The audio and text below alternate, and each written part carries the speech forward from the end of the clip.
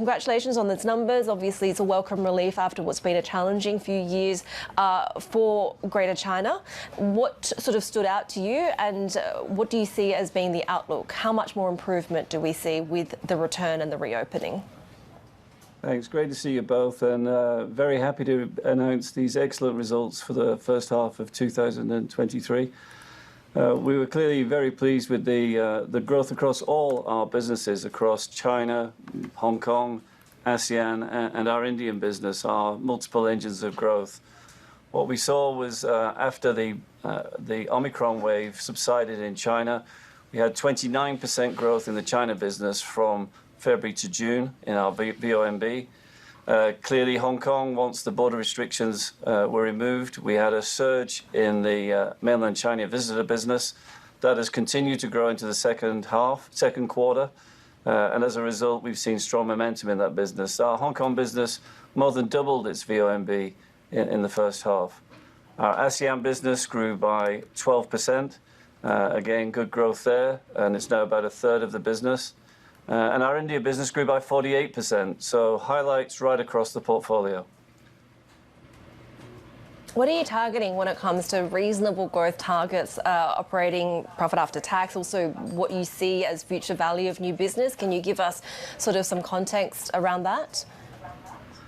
We focus on selling protection and long-term savings products for our customers, and those needs transcend economic cycles.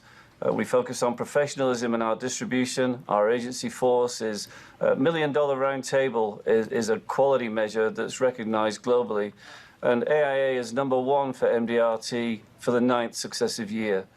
So we focus on selling high quality products through our quality agency force. And with that, we see a tremendous growth potential. We're in the right place. The Asian markets that we're in are the growth drivers of the insurance industry globally. We have the growing middle class, and so we're very optimistic about the future. So Garth, let's talk a little bit about the product mix of AIA, because it seems that you have shifted a little bit more, as you say, toward more long-term savings products. When you're looking at the macro picture and the, say, rate differentials between China and the US really growing, how are these macroeconomic factors affecting your business? Yeah, what we see is that as I say, we focus on protection and long-term savings products. We actually saw, I said 29% growth in China, for example, from February to June. We saw a growth of 7% in the protection business, as well as very strong growth in the savings business also. Similarly, in Hong Kong, the majority of products we sell are the protection products. We saw growth in the critical illness products also. But the growth in the long-term savings products has been very strong.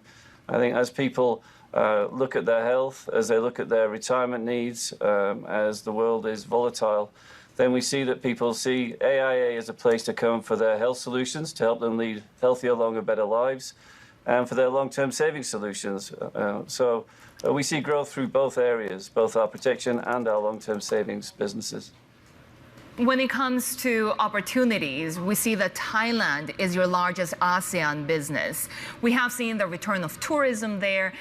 How do you see the outlook for new business in Thailand, especially now that we have a new government and prime minister? Yeah, we're very optimistic about Thailand. We've been there a very long time. We've seen ups and downs. What I can say is that we are the #1 company in Thailand. We have a #1 market share. With that, we've seen growth of 28% in the value of new business in the first half. We spend a lot of time growing the agency force and professionalizing the agency force. We've also seen very strong growth from our partnership with Bangkok Bank. So we've got these multiple engines, not only by country, but also by distribution channels, our agency and our partnerships with banks. So we're very optimistic about the Thailand business.